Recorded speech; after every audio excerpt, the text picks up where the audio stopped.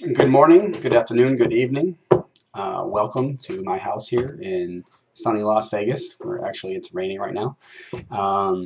Welcome to my house. Welcome to my little space on the internet website, thecleardesire.com. And if you don't know already, my name is Joe Kovach.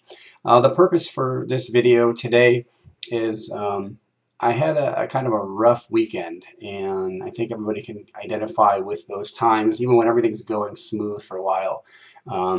Just things bump up against us, and we attach to that. And I lost my center. I lost my state of peace within. And, you know, as a life coach, a counselor, on and on, all the things that I do are centered around recognizing that center within us and helping others to find that center, because most people aren't even sure of how to do that. There's tools, there's processes out there to get to that place. And in spite of my daily practices, I found myself in a kind of a dark corner, not where I was anything extreme like suicidal. However, for me, it was a rough go. And I happened to have to give a talk at the spiritual center that I attend to celebrate life. And one of my favorite all-time books is As a Man Thinketh by James Allen. And I read a passage from that at the center today. And I thought, you know what? If it lifts me up so much, as it did even the people that heard it from the center, I want to share that with others, because really that's one of my purposes in life is to show others their magnificence. We are all amazing, and most of us are walking around not knowing it. And that's my story. It's taken me a good 8 years to get to the place of from where I was angry and really not even knowing it, blaming, and to where I am today. And so I want to read you the last chapter, chapter 7, in As a Man Thinketh. It's called Serenity. And every time I read this, I get goosebumps or godflesh. It really lights me up and helps me to recenter to that. For me, it helps me feel that life isn't so big and that I'm somehow taken care of. Whatever you want to call it, God, Spirit, Yahweh, Buddha, it's all good to me. Many paths to the one. And it lets me know that I'm not doing this alone. So it helps to refocus. So I'm going to read this chapter. It's about a single page. If you really like what you hear, As a Man Thinketh, you could download this for a PDF for free. It's on the internet. So just search it and it'll come up for you. And take a read. The whole book is only about 22 pages. And I got to tell you, it's one that I go back to constantly. So here we go. It's called Serenity. It begins like this. Calmness of mind is one of the beautiful jewels of wisdom. It is the result of long and patient effort in self-control. Its presence is an indication of ripened experience and of a more than ordinary knowledge of the laws and operations of thought.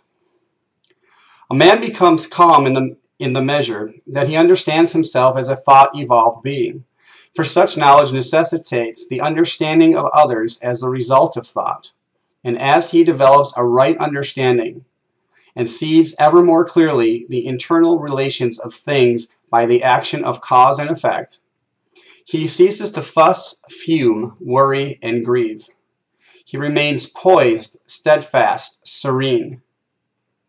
The calm man, having learned how to govern himself, knows how to adapt himself to others. And they, in turn, reverence his spiritual strength. They feel that they can learn from him and rely upon him. The more tranquil a man becomes, the greater is his success, his influence, his power for good. Even the ordinary trader will find his business prosperity increase as he develops a greater self-control and equanimity, for people will always prefer to deal with a man whose demeanor is equitable. The strong, calm man is always loved and revered. He is like a shade-giving tree in a thirsty land, or a sheltering rock in a storm. Who does not love a tranquil heart, a sweet-tempered, balanced life? It does not matter whether it rains or shines, or what changes come to those who possess these blessings, for they are always serene and calm. That exquisite poise of character that we call serenity is the last lesson of culture. It is the flowering of life, the fruitage of the soul. It is precious as wisdom, more desirable than fine gold. How insignificant mere money-seeking looks in comparison with a serene life. A life that dwells in the ocean of truth, beneath the waves, beyond the reach of the tempests, in the eternal calm. How many people we know who sour their lives, who ruin all that is sweet and beautiful by explosive tempers, who destroy their poise of character and make bad blood. It is a question whether the great majority of people do not ruin their lives and mar their happiness by lack of self-control. How few people we meet in life who are well-balanced, who have that exquisite poise which is characteristic of the finished character. Yes, humanity surges with uncontrolled passion, is tumultuous with ungoverned grief, is blown about by anxiety and doubt. Only the wise man, only he whose thoughts are controlled and purified, makes the winds and the storm of the soul obey him. Tempest-tossed souls, wherever ye may be, under whatever conditions you may live, know this. In the ocean of life, the isles of blessedness are smiling, and the sunny shore of your ideal awaits your coming. Keep your hands firmly upon the helm of thought. In the core of your soul reclines the commanding master. He does but sleep. Wake him. Self-control is strength.